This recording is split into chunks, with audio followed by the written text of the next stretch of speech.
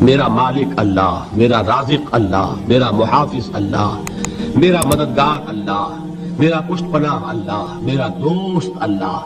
یہ دوستی ہے اللہ کی جو لب لباب ہے، حاصل ہے ایمان کا. اسی کا نام ولایت ہے. اولیاء اللہ کے سروں پر سینگ نہیں ہوتے.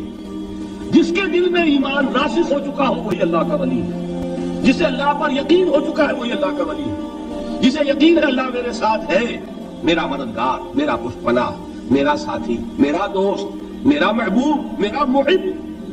اللہ اہل ایمان سے محبت کرتا ہے. واللہ یحب الصادقین. ان اللہ یحب الذین یقاتلون فی سبیلہ صفا کانہم بنیان مرصوص.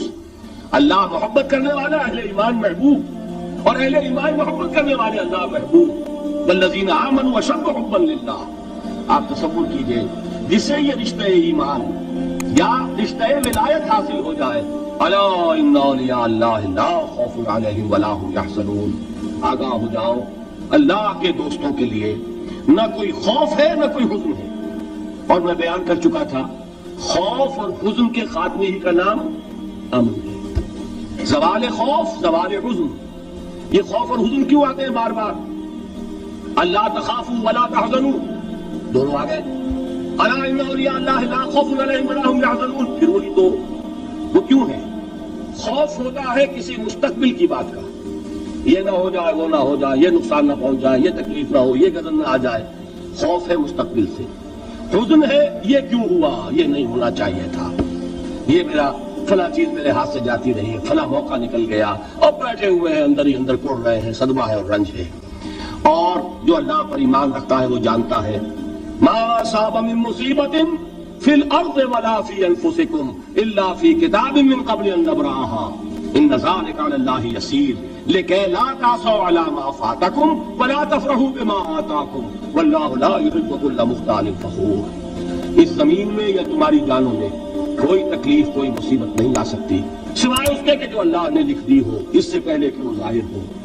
جس کو یہ حقیقت معلوم ہو گئی اس کو یہ طرز عمل اختیار کرنا چاہیے. جو چیز چھن جائے، جاتی رہے، چھوٹ جائے، اس پر افسوس نہ کرو. کس نے چھینی؟ دوست نے. دوست کے فیصلے پر شکایت. دوستی کو بٹا لگا رہے ہو. سرے تسلیم خم ہے جو مزاج یار میں آئے.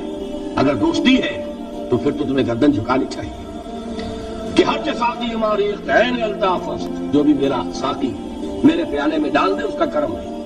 جو اس کی طرف سے آئے اس پر کوئی رنج نہیں، کوئی صدمہ نہیں، کوئی غم نہیں، کوئی شکایت نہیں، کوئی شکوہ نہیں. اور جو ہوگا وہ اس کے اذن کے بغیر نہیں ہوگا، اور اس کا اذن ہوگا تو یقیناً میرے لیے خیر ہی خیر ہے. چاہے وہ ناگوار شے ہو، بظاہر مجھے اچھی نہ لگ رہی ہو، میری شارٹ سائٹڈنس میں مجھے وہ نظر آ رہی ہے کہ میرے لیے بری ہے، لیکن قرآن نے کہا ہے عسیٰ ان تکرہوا شیئا وہو خیر لکم وعسیٰ ان تحبوا شیئا وہو شر لکم واللہ یعلم وانتم لا تعلمون. ہو سکتا ہے تم کسی چیز کو ناپسند کرو درحال کہ اسی میں تمہارا خیر ہو، اور ہو سکتا ہے تم کسی چیز کو پسند کرو درحال کہ اس میں تمہارا شر ہو. اللہ جانتا ہے، تم نہیں جانتے. جب مجھے یہ بات معلوم ہو گئی میں نے اپنا معاملہ اللہ کے حوالے کیا. سپردم بے تو مایا خیش راہ اتانی حساب کم و بیش راہ. اے رب جو تو چاہتا ہے وہ ہو. تیرے علم میں جو شے میرے لیے خیر ہے وہ ہو جائے. میری کوئی پسند نہیں، میری کوئی چاہت نہیں. یہ ہے راضی برضائے رب. اکبر الہآبادی نے اسے کہا ہے رضائے حق پہ راضی رہ. یہ حرف آرزو کیسا؟ خدا خالق، خدا مالک، خدا کا حکم تو کیسا؟ جب میں آ گیا بیچ میں میری پسند، میری مرضی، میری خواہش، میری چاہت، یہی تو شرک ہے. ما شاء اللہ کان وما لم یشاء لم یکن. جو اللہ نے چاہا وہ ہوا، جو اس نے نہیں چاہا نہیں ہوا. اختیار اس کا ہے، میرا تو نہیں. رضائے حق پہ راضی رہے، یہ حرف آرزو کیسا؟